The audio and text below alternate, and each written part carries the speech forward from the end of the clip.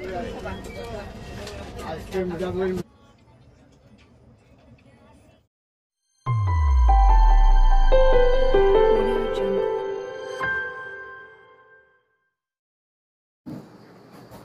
বন্ধুরা, আওয়াজ স্টোরিতে তোমাদের সবাইকে স্বাগত জানাই। আজ হচ্ছে 19 অগস্ট, রবিবার। সকাল এখন 5টা বাজে। তো আমরা মোটামুটি সবাই স্নান টান করে রেডি হয়ে গেছি।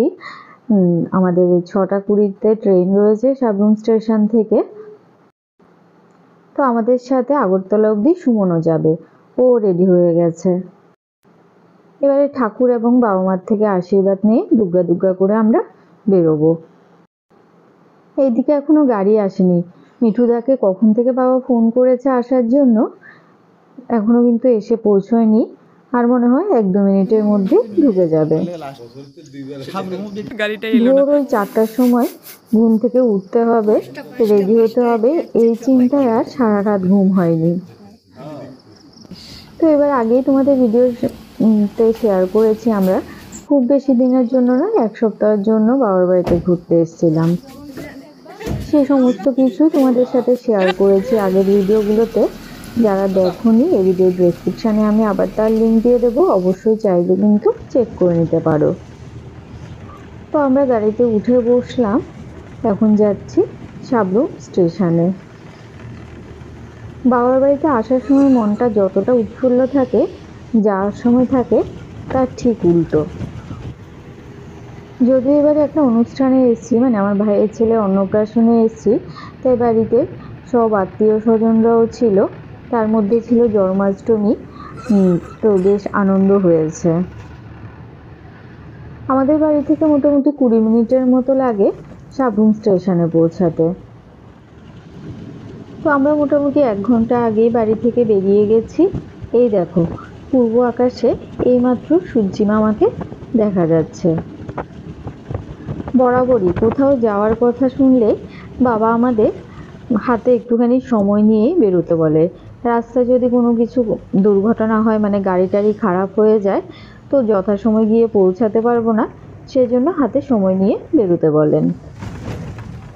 আগে যখন আমরা আগরতলা থেকে ট্রেন ধরতাম, তখন মোটামুটি রাত ওই 3:30-4টা নাগাদ বাড়ি থেকে বেরিয়ে যেতাম।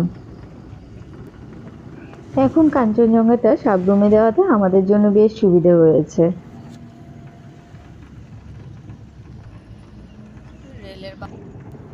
তো তোমাদের সাথে কথা বলতে বলতে এই যে দেখো, আমরা কিন্তু সাবরুম স্টেশনে পৌঁছেও গেছি। অটো বাইকে করে যাত্রীরা হয়তো স্টেশনের উদ্দেশ্যেই যাচ্ছে। তো সাবরুম থেকে আলুয়াবাড়ি সম্পূর্ণ জার্নিটাই এই ভিডিওর মাধ্যমে তোমাদের সাথে শেয়ার করব। আশা করি তোমরা শুরু থেকে শেষ অবধি আমাদের পাশেই থাকবে। বাবাও এসছে আমাদের স্টেশনে ছাড়তে, বাবার কোলেই বসে আছে। আমরা স্টেশনে পৌঁছে গেছি। এবারে ব্যাগপত্র নিয়ে অপেক্ষা করব কতক্ষণে দেখি ট্রেনের গেট খোলে। ওই মোটামুটি 15 থেকে 20 মিনিট আগে ট্রেনের দরজা খোলে। তো আমরা বেশ অনেকটা আগেই পৌঁছে গেছি।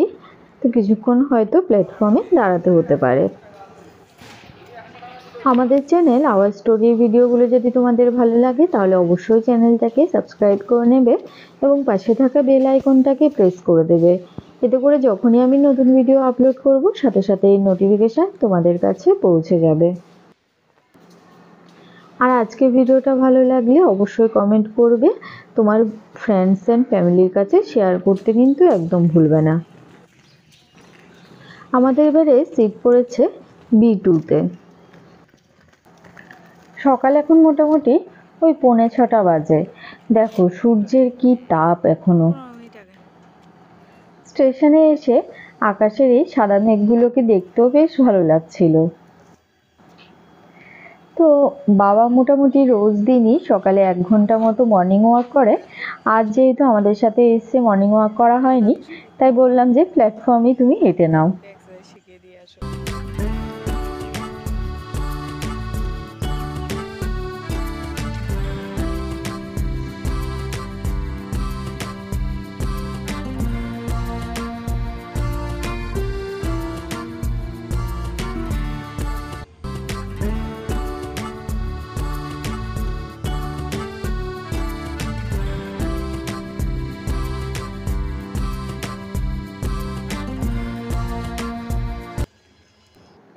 ছবি ভিডিও তুলতে তুলতে এদিকে ট্রেনের দরজাও খুলে গেছে। তো আমরা সবাই এবারে ট্রেনে ব্যাগপত্র নিয়ে উঠে পড়ছি দুগ্গা দুগ্গা করে। মোটামুটি 5-7 মিনিটের মতো বাবাও উঠে আমাদের সাথে বসেছিল। এর মধ্যে হর্ন দিয়ে দিয়েছে। তো বাবা রিকশোনাকে আবারও লাস্টবারের মতো আদর করে তো নামছে নিচে। এই যে জানালা দিয়ে মিঠুদার বাবাকে দেখা যাচ্ছে। আমাদের ট্রেনও কিন্তু ছেড়ে দিয়েছে। আর কয়েক সেকেন্ডের ব্যাপার, তারপরে বাবাকে দেখতে পাবো না, সবাই আমরা মোবাইলে ঢুকে যাব। কিছুক্ষণ পরপরই কথা হবে ভিডিও কলে, হয়তো সেটার সরাসরি আমরা দেখতে পাবো না। আমি তো বলি আমরা আবার সবাই মোবাইলে ঢুকে যাই। এইদিকে আমার জ্যাঠতো দিদিও ফোন করেছে বিলোনিয়া স্টেশন থেকে, ওরাও আমাদের কামরাতে উঠেছে।